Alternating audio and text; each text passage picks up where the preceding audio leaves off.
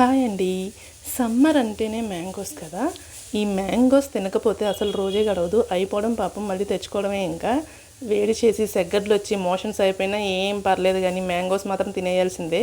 ఈ year miss అయితే మళ్ళీ ఈ ఇయర్ వరకు వెయిట్ చేయాల్సిందే కదా. అందుకే ఉన్నప్పుడే తినాలి. మళ్ళీ దానికి తగ్గట్టుగా జాగ్రత్తలు కూడా తీసుకోవాలి.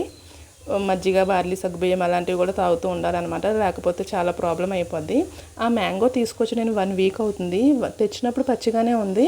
తర్వాత 1 వీక్ తర్వాత ఇప్పుడు చూస్తే కొంచెం పండినట్టుంది. సరే కట్ చేస్తే ఎలా ఉంటుందా అనేసి కట్ చేద్దాం అనేసి అనుకున్నాను.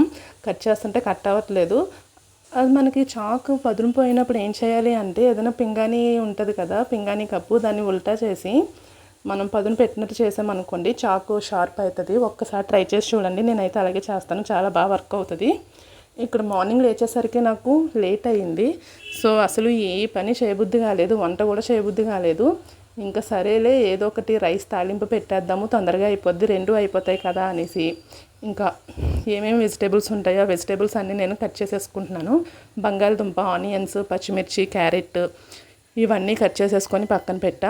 ఇప్పుడు నేను దాంతో వెజిటేబుల్ రైస్ చేస్తాను. టేస్ట్ అయితే సూపర్ ఉంటుంది. దాని వీడియో కూడా మన దగ్గర ఉంది. ఇంట్రెస్ట్ ఉన్న వాళ్ళు మన ప్రొఫైల్ ఓపెన్ చేసి చూడండి.